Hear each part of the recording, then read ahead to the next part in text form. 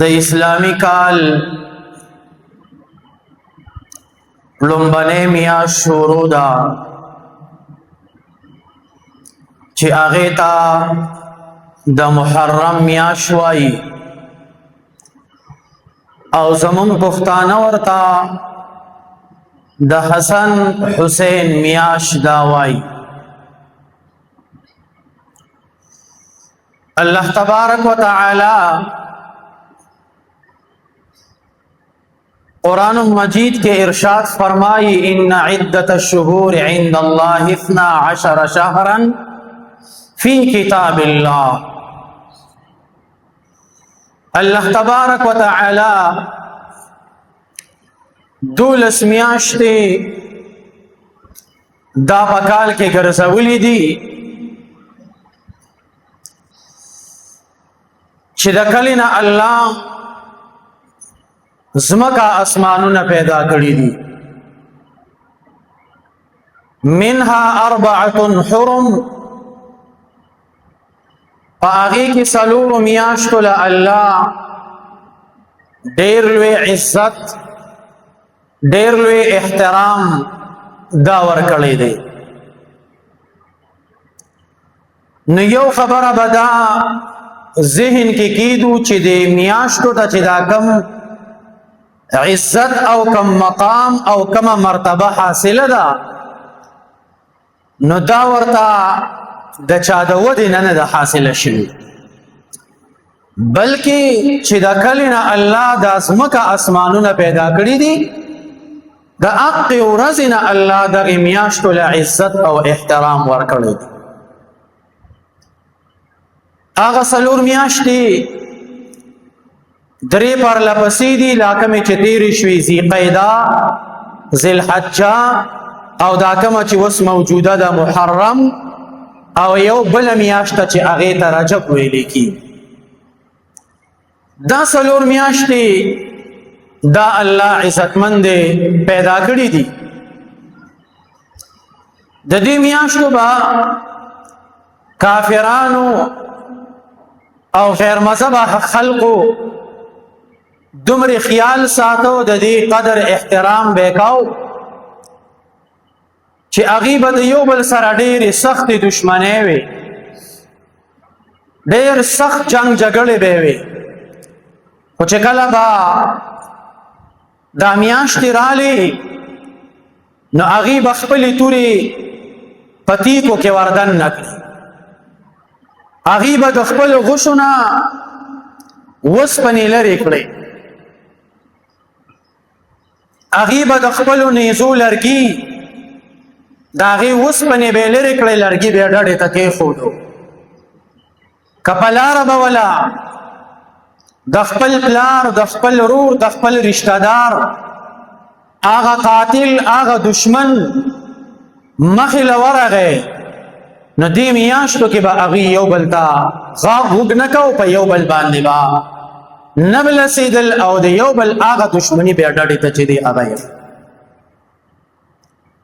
نو دا د هغې وخت نه الله دې میاشتو له عزت دا ورکړی دی. نو الحمدلله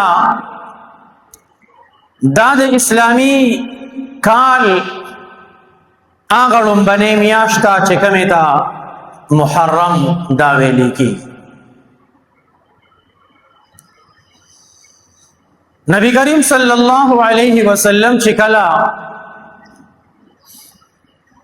هجرت وکړو نو د مسلمانانو تاریخ پکارو نه یو شورا راغونډه شوه هغې وی چې تاریخ د کوم ځای نه شروع یو رایي پکې دا راله چې په کومه ورځ نبي علیه السلام پیدا شوي دی د هغې نه به د تاریخ ابتدا وکړو خو بیا پکې یو خبره دا راله چې دا خو د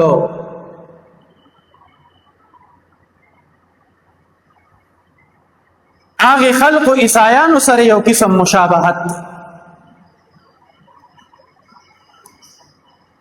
بله رایي پکې دا راله چې په کوم کال باندې نبی علیه السلام ته نبوت میلاو شوی دی د هغې نه به تاریخ شروع کړو. په دې باندې مې اتفاق رانغی. دې خبره باندې اتفاق راغی چې مسلمانانو او نبی علیه السلام کله هجرت کړی دی، د هجرت نه به د تاریخ آغاز چې دی هغه و. او بیا چې کله د تاریخ آغاز چې دی هغه کاو نو هغه ځکه نبی علیه السلام خو دغه ربیع الاول کې هجرت کړی، نو بیا د ضرورت په بنا باندې دغه میاشت و هغه تاریخ را رسټو شو او د محرم نه دغه ترتیب د اسلامی تاریخ دا چې دی هغه شروع شو. نو دا محرم د اسلامی تاریخ د اسلامی کال دا لومبنۍ میاشت ده او دې میاشتې ته الله یو ډېر لوړ مقام او ډېره لوړه مرتبه ورکړې ده. نو په دغې مناسبت سره به زه ستاسو مخکې د دې میاشتې متعلق یو څو خبرې هغه کړم. یو دا چې دې میاشت کې ډېر تاریخي واقعات شوي او د دې میاشتې لسم تاریخ چې دی هغې ته یوم عاشوره وایي. عاشوره دا د عشر نه ماخوذ او مشتق ده، یعنی لسم. نو په دې میاشتې په لسم تاریخ باندې ډېر عجیبه واقعات دا شوي. وګورئ دې میاشتې ته تاسو ته اول کې ما ووی چې دا کم عزت او احترام الله دې له ورکړی دی، نو دا ګورئ د دې واقعاتو د وجې نه ولنه دي ورکړی شوي. دا ورله الله د اسمان او د ځمکې د پیدا کېدو نه مخکې دې میاشتې له دا عزت ورکړی. ځکه مونږ غلط فهمۍ کې اکثر پرېوځو، مونږ وایو په دې ورځ باندې او په دې میاشت کې د نبی علیه السلام نوسي مبارک هغه شهیدان شوي دي، نو کېدی شي د میاشتې د دا مرتبه او مقام د هغې وجې نه چې د هغه حاصل شوي دي. نه، هغه جدا یو مضمون دی، خو د میاشتې ته چې دا کم مقام مرتبه حاصله ده نه دا یوم خلق السماوات والارض چې کله الله اسمانونه او ځمکې پیدا کول هغې وخت کې دې میاشتو ته الله پاک عزت چې دی هغه ورکړی. یو په دې کې الله آدم علیه السلام چې کله د جنت نه راکوز شو، سریلانکا کې یو غر باندې توره تیاره وه، الله ته یې ژړل، الله ته یې فریاد چې دی هغه کاو. نو چې کله په هغه باندې الله رڼا راوسته، د ورځې د انور دا شعاګانې پې ولګېدې. دغه ورځ دا د دغې عاشورې لسم تاریخ د دې میاشت. د نوح علیه السلام کشته، یعنی نوح علیه السلام له د هغه سره چې په کشته کې کوم خلق و هغې له چې الله د هغې طوفان نه چې هغې طوفان تمامه دنیا په لپیټ کې اغوستې وه، نو نوح علیه السلام او د هغه سره چې کشته کې کوم خلق و هغې له الله په دې لسم تاریخ د دې میاشتې د عاشورې باندې، د لسم تاریخ د دې میاشتې چې عاشوره ورته وایي، په دې باندې الله پاک نوح علیه السلام له نجات چې دی هغه. ابراهیم علیه السلام له چې الله کله د نمرودیانو د اور نه خلاصې ورکو، الله پې هغه اور ګلزار کو، نو دام د دې میاشتې د لسم تاریخ یعنی دا عاشورې ورځ. موسی علیه السلام چې کله الله پاک داغه دشمنان فرعونیان په بحر قلزم په هغې کې تباه کړل، غرق کړل، او موسی علیه السلام په خپلو سترګو باندې خپل دشمن ولیدو چې الله داغه روبرو تباه برباد کړل. دغه کومه ورځ وه، دا د دې میاشتې لسم تاریخ یعنی د عاشورې ورځ وه. ایوب علیه السلام له چې کله الله د هغې بیمارۍ نه نجات ورکو. تقریبا تاریخ لیکلی دی چې 18 سال هغې باندې هغه بیماري لګیا وه، هغه بیماري هغې باندې اخته وه. الله چې کله ایوب علیه السلام له نجات ورکو د دې میاشتې 10 تاریخ یعنی یوم عاشورا و دغه ورځ. نورم ډېر تاریخي حکایات واقعات دې ورځې باندې الله تبارک وتعالی دا چې دی هغه کړي دي. او دې میاشت کې په 1 محرم نن تقریبا د دې میاشتې 3 تاریخ دی. د محرم د میاشتې 3 تاریخ دی. د دې میاشتې په لومبي تاریخ باندې خلیفه بلا فصل حضرت عمر رضی الله عنه د شهادت جام چې دی هغه نوش کړی د دې میاشتې په لومبني تاریخ.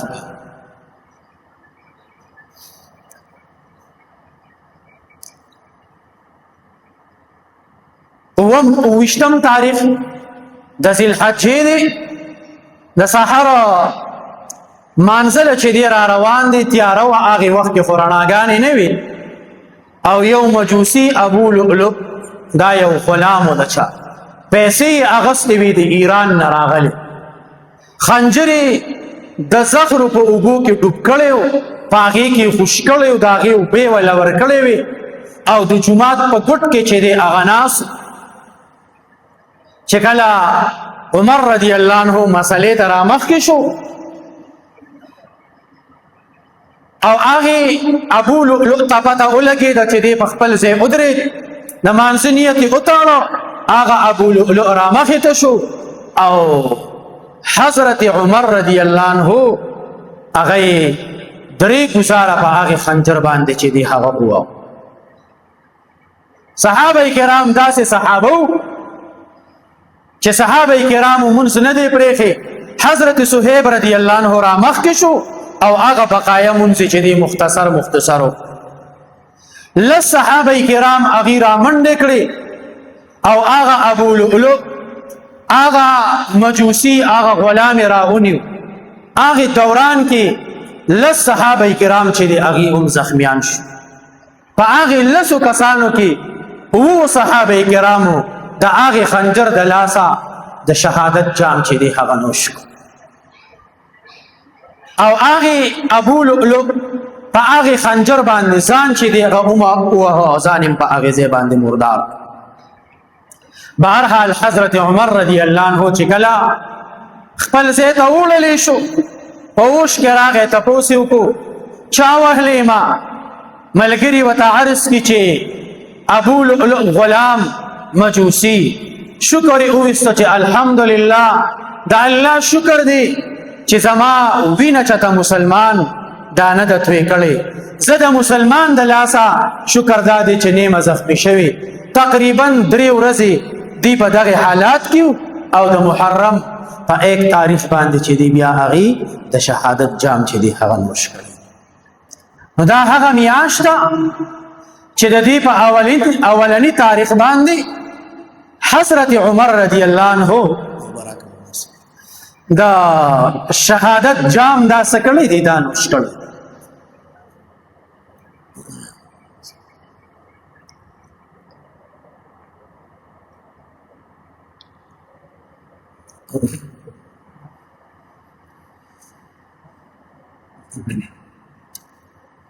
او په دې میاشت کې د نبی کریم صلی الله علیه وسلم نوسی او د هغې اهل بیت دې 10 تاریخ باندې هغې هم د شهادت جام دا نوش کړی. حضرت حسین رضی الله عنه دا د حضرت فاطمه رضی الله عنها او د حضرت علی رضی الله عنه لختی جیگر د هغې بچی. نبی کریم صلی الله علیه وسلم ته دومره زیات خوښ، دومره مینه او محبت به یې ورسره ساتو چې کله دې پیدا شو وی نبی علیه السلام له دې یو چیرړه کې یو کپړه کې راوړلی شو نبی علیه السلام ورته یو غوږ کې اذان وکړو او په بل غوږ کې ورته اقامت او بیا ماشوم له خلق تحنیک کی یعنی یو نیک صالح دیندار سړی هغه سشي د خپل خوله کې وجوهي او هغه ماشوم له خوله کې ورکی چې یاره د نیک بنده ده لاړه دا دغه ماشوم خوله ته د ټکېډې ته لاړ شي او لومبې لاړه او لومبې اثر د ده په وجود کې دا د دیندارۍ دا چې دی هغه راشي. نو نبی علیه السلام هغه ډېر عجیبه تحنیک چې دی هغه وکړو. نبی علیه السلام راواغستو په غېږ کې ونیو او دا خپله ژبه یې راواغسته او د حضرت حسین رضی الله عنه په دې خوله مبارکه کې داسې د خپله ژبه چې دی هغه ووهله او حضرت حسین رضی الله عنه دا ژبه د نبی علیه السلام ونیوله او ځان ته یې راښکله څرنګه چې دا ماشوم د مور سینه چې دی هغه راکړه. د نبی علیه السلام ورسره دومره زیات محبت. یو وارې نبی علیه السلام داسې منبر باندې ناست دی حضرت حسن او حضرت حسین رضی الله عنه راښکاره شو جومات ته رالو نبی علیه السلام پسې ورکوش شو دواړه یې راوخېجول یو یې په یو زنګون کېناو بل یې په بل زنګون باندې چې دی هغه کېناو داسې مینه وه ورسره د نبی علیه السلام. یو وارې نبی علیه السلام مانځه باندې دی او حضرت حسین رضی الله عنه راغی نبی علیه السلام سجدې له لاړ حضرت حسین رضی الله عنه راغی او د نبی علیه السلام کې ته وخوت. نبی علیه السلام سجده ډېره اوږده کړه هغه په اوږه باندې ناست دی نبی علیه السلام نه راپاسي ولې داسې نه چې دا نوسې مې چېرته ورتاو نه شي د هغې وجې نه نبی علیه السلام ډېره اوږده سجده دا چې دی هغه وکړه. نو د نبی علیه السلام هغه مبارک او قیمتي نوسې هغه هم په دې ورځ په دې 10 تاریخ باندې د شهادت جام دا چې دی هغه څه کړی دی هغه نوش کړی. یو وارې میلمانه راغلی دي هغې وینځې ته ویل لاړه شه ډوډۍ تیاره کړه ډوډۍ راوړه هغه وینځه را روانه ده دي دسترخوان باندې ناست دي هغه وینځه چې رانږدې شوه ټکر یې وخوړه د هغې ټکرې سره د هغې نه هغه شوروا توی شوه په حضرت حسین رضی الله عنه د پاسه.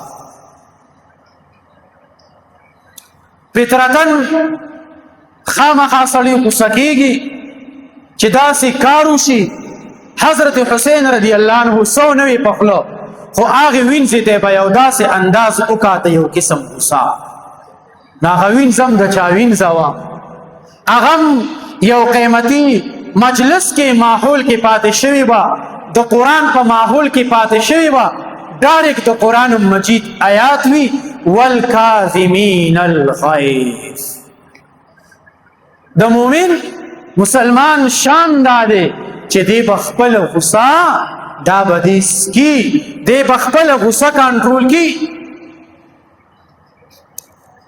حضرت حسین رضی الله عنه پوه شو ډایرکټ هغې خپلې وینځې ته وی ما خپله غصه چې دی دا کنټرول کړه هغه وینځه څه وي والعافین عن الناس وی د مؤمن مسلمان شان دا دی چې هغه عفو او درگذر چې دی هغه کی. حضرت حسین رضی الله عنه ته فرمایي وی د الله د رضا دپاره مې معاف کړی.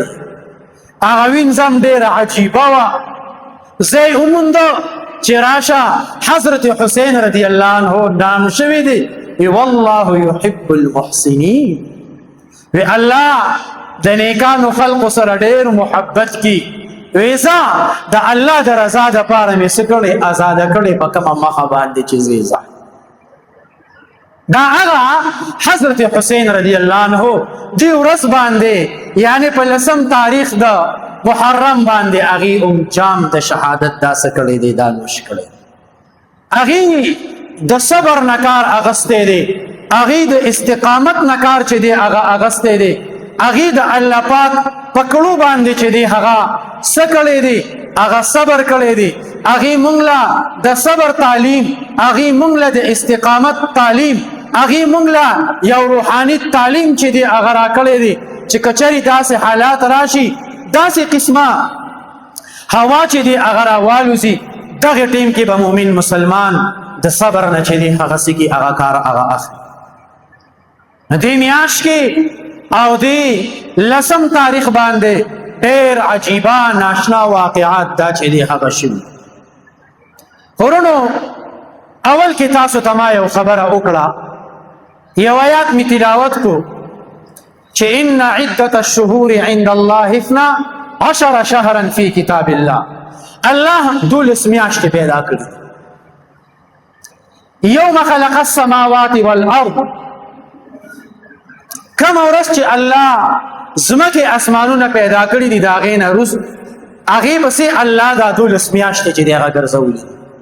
خو ګوره چې کوم اهم خبره ده، منها 4 حرم، 4 میاشتې په هغې کې څه دي؟ عزتمند دي. نو ګوره عام طور زموږ ذهن ته دا خبره راځي ځکه موږ ته پته نشته. موږ وایو چې د محرم دا میاشت ځکه عزتمنده ده چې په دې کې حضرت حسین رضی الله عنه شهید شوی دی، یا پکې د نورو انبیاو دا تاریخي واقعات راغلي دي، یا پکې حضرت عمر رضی الله عنه شهید شوی دی. نو دا عزت او دا احترام د میاشتې ته کیدی شي د دې وجې نه راغلي. خو یوم خلق السماوات والارض منها 4 حرم، دا قرآن الله اشاره کړې ده چې د کومې ورځې نه دې میاشتو ته فضیلت حاصل دی.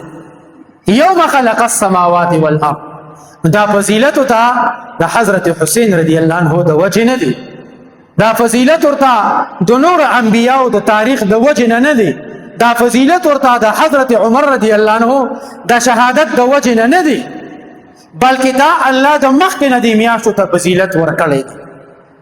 او د دې میاشتې د دې فضیلت د وجې نه الله د دوی صحابه او د دغه انبیاو ته چې کوم مقام حاصل دی هغه د دې میاشتې د وجې نه هغې له الله هغه برکت او مقام چې دی هغه ورکړی.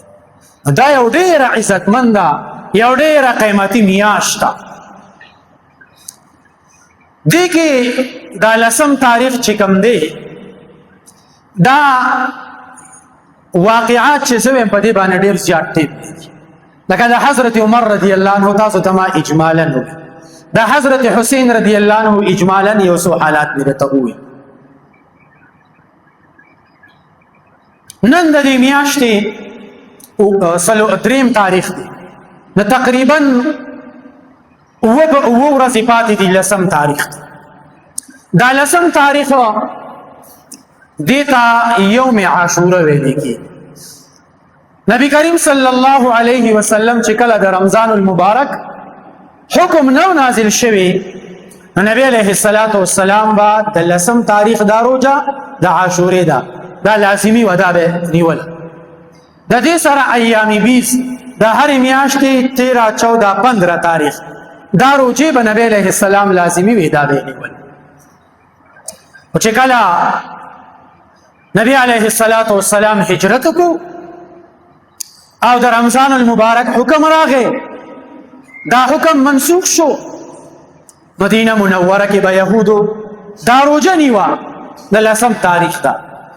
نبی کریم صلی الله علیه وسلم ته تپوسو وی تاسو دا روزه دا ولې نسئ، د 10 تاریخ دا روزه ولې نسئ؟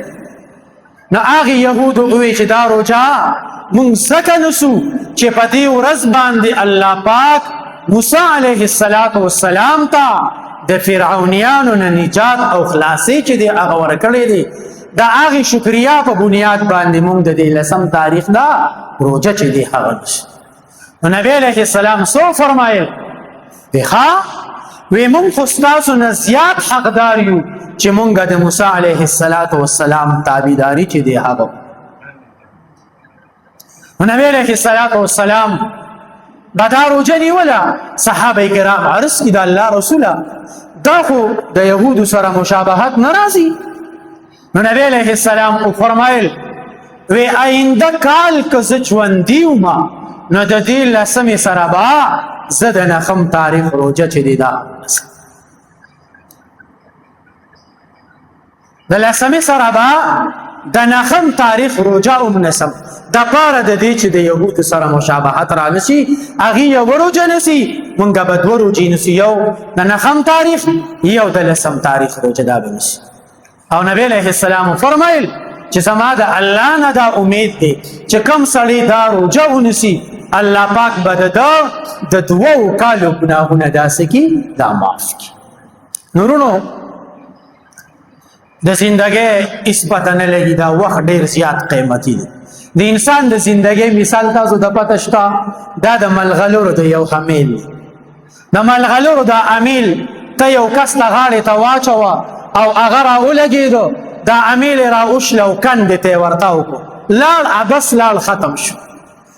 او که نه دې د ملغلرو دا امیل راواخلي او دا یوه ملغلره دې خرڅي دوی به پې څومره څیزونه واخلي. دقه شان دا یوه ورځ دا الله مونږ له ملغلره لا کړې ده دا الله مونږ له یو قیمتي لال را کړی دی چې په دې ورځو کې مونږه اعمال چې دی هغه وکړو قیمتي اعمال پې وکړو او داسې څه پې وګټو چې آینده زمونږ سترګې پټې شي د دنیا نه لاړ شو او مونږ ته بیا په دې ورځو باندې ډېره ګټه چې دی هغه میلاو شي.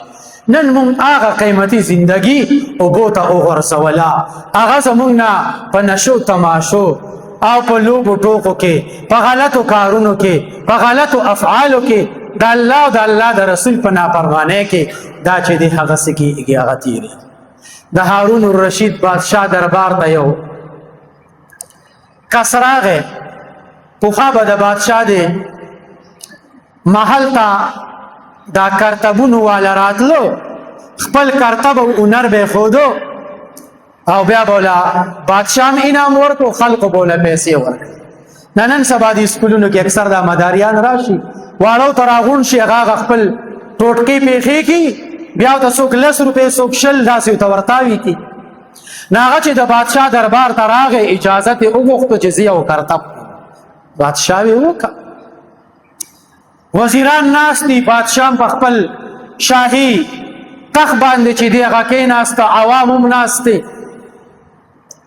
دغه مداري دغه کس راولګېده ستنې وې ورسره د ګنډانه د ستنې سیده وې ورسره نو یوه ستنې ودروله هغه یې ښخه کړه او بیا داسې ناست دی د دې ځای نه چې دا یوه ستن داسې ورپرېږدي داسې تجربه یې وه یا یې نظربندي به یې کړې وه داسې هنر یې چې ستن به یې ورپرېښوده د هغې ولاړې ستنې په سوم کې به یې ننیسته داسې هنر چې کله هغه 10 واړه ستنې په هغې سوم کې ننیستې د دربار خلکو هم لاسونه وپړقول وزیران هم بادشاه اعلان کی وی زما د خزانې نه دله 10 دیناره انعام چې دی هغه ورکړئ. 1 دینار دا د سرو زرو روپۍ ته ویل کېږي 10 دیناره انعام وله ورکړئ او 10 لکوړې ورکړئ.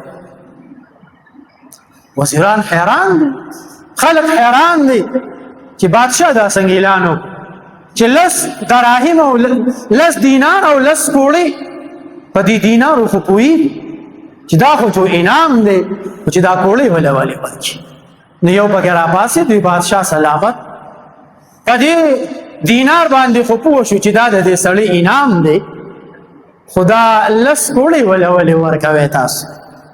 هارون الرشید ورته وفرمایل وی دا 10 دیناره دا د دې کرتب او د دې هنر او د دې ټوټکې دا انعام دی او دا 10 کوړې وله ځکه ورکوم چې د خپله قیمتي زندګي دا په دې بې پیدې کار کې چې دی هغه تېره کړې ده خپل قیمتي وخت چې هغه الله مونږ له د عبادت دپاره د خپل نیکو اعمالو دپاره راکړی د په دې فضول کار کې چې دی هغه لګولی دی دا 10 کوړې وله په دې بنیاد باندې چې دی ورونو دغه قیمتي وخت دغه قیمتي لمحات دغه قیمتي ساعات دا الله چې دی دا مونږ له هم راکړی دی. نن مونږ هغه خپل وخت سوره خراب. نن مونږ هغه خپل زندگی څومره په عبث کارونو کې تیره کړه. نن مونږ هغه خپل یو منټ یو سکند په څه کې چې دی هغه تیرو. ټول د الله په نافرمانۍ کې دا زمونږ څه کېږي، دا څه کېږي، دا تیریږي. چې مونږ راپاسو لږ د ځان سره حساب وکړو. حاسبو قبل ان تحاسبو، د حساب نه مخکې د ځان سره حساب کتاب چې دی هغه. موتو قبل ان تموتو، د مرګ نه مخکې خپل ځان مړ چې دی هغه حساب. لږ سات کینو، لږ سوچ وکړو خپل ځان ته، د خپل تیر وخت په خپل آینده زندګۍ باندې لږ سوچ فکر چې دی هغه. ورونو زندگی د باد په شان روانه ده، زندگی د هوا په شان دی روانه ده، تیریږي. یقینو که په زندګۍ هیڅوک پوه نه شي. ماشومان رالوي شي، بوډاګان شي، ګیرې سپینې شي، زندګۍ تپوس دی کوي د باد په شان تیره شو. که د ځوان نه تپوس کې هغه وي هېڅ پې پوه نه شي. هوښیار سړی هغه دی چې دا خپل وخت، دا خپله زندګي دا څه کړله، دا قیمتي کړه. بهرحال خبره مې دې پورې کوله چې دې میاشت کې الله تبارک وتعالی دغه ډېر عجیبه واقعات دا چې دې هغه مخې ته راغلي دي. خو دې میاشتې ته الله چې کوم فضیلت او کوم مقام ورکړی دی، نو هغه د دغې واقعاتو نه مخکې بلکې د ځمکې اسمان د پیدا کېدو په وخت کې الله دې میاشتې ته دا مقام او مرتبه دا څه کړې ده، دا ورکړی. یو غلط فهمي زمونږه اکثر د زنانو دا ده چې دې میاشت کې مونږه کویدنه نه کړو، دې میاشت کې مونږ واده نه کړو، دې میاشت کې بله څه خوشحالي وي دا مونږ. هغه د شیعګانو هغه خبره زمونږ ذهن کې پردی. مونږ وایو دا سپېره میاشت ده، په دې باندې حضرت حسین رضی الله عنه د نبی علیه السلام اهل بیت د هغې سره ظلم شوی دی، د هغې سره زیاتې شوی دی. د دې وجې نه په دې کې واده هم نه کړو، پرېږدلې نه. زنانه د دې خبرو ډېرې پابندي کړي. ډېرې زنانه ټولې میاشتې الله ښکلې پیدا کړي، ټولې میاشتې عزتمندې دي، ټولې میاشتې برکتي دي. په دې کې هېڅ سپېروالی چې دی هغه نشته. دا د هغې خلکو غلطه عقیده وه او زموږ مسلمانانو ته چې دی هغه څه شوي دي، هغه راننوتي دي. چې یو دغه غلط فهمي دا زموږ د ذهن نه چې دی څه شي، دا ختم شي. بل یو حدیث دی، علماء کرامو پکې کلام کړی، کمزورې دی هغه حدیث د سند په اعتبار سره، لیکن په فضایلو کې کار کوي. ګوره یو هغه احادیث دي چې هغه ته په احکاماتو کې راوړي، لکه مسائل دي، احکامات دي، نو په هغې کې به ته ټوس او مضبوط حدیث راوړي. او فضیلت داسې دی چې یو سړی دی مثال هغه مونځ نه کي، تا ته یو فضیلت بیان، اوس هغې حدیث د وجې نه هغه مونځ شروع کړو، نو دا خو د پیدې کار وشو که نو په فضایلو کې کمزورې حدیث هم کار کوي. نو علماء کرامو پکې کلام کړی دی، او بیا څو علماء کرامو دا لیکلیم دي چې مونږه په دې باندې تجربه کړې ده، او د هغې تجربې نه مونږ ثابت کړی ده چې الله پاک د دغه اثر په ټول کال باندې بیا چې دی هغه څه کي، هغه خوري. څه دی حدیث؟ وی کوم سړي چې په خپل اهل و عیال باندې په دې ورځ باندې د خپل وس مطابق خرج چې دی هغه په دې 10 تاریخ باندې په خپل اهل و عیال د خپل وس مطابق خرچ پې وکړو، وی الله پاک په دا ټول کال هغه شانتې په پراخۍ کې چې دی هغه تیر کړي. او بیا د دې د لاندې شارحینو د بزرګانو اقوال ذکر کړي دي چې هغې وي چې دې مونږ په دې باندې مونږ تجربه کړې ده، او د تجربې نه مونږ ثابته کړې ده چې واقعي دقه شانتې شوي دی هغه ټول کال الله پاک په مونږ باندې په پراخۍ کې څه کړی دی، هغه ایستلی. نورونو نن د دې میاشتې 3 تاریخ دی د محرم، نو چې مونږه کوشش وکړو کم ملګري روژه نیولی شو، نو چې د 9 تاریخ او د 10 تاریخ دا روژې دا دواړه اوس.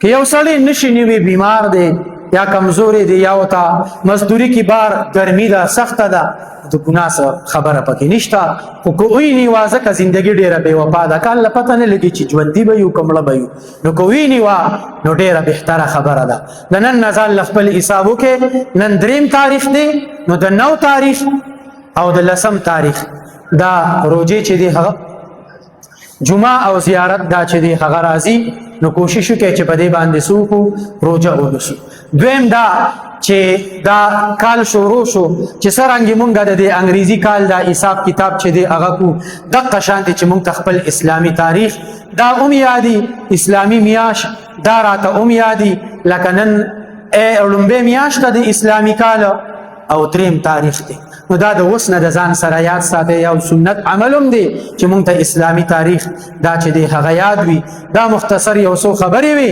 هغه مې ستاسو خدمت کې عرض کړې الله دې د عمل کولو توفیق را نصیب کړي واخر دعوانا ان الحمد لله رب العالمین.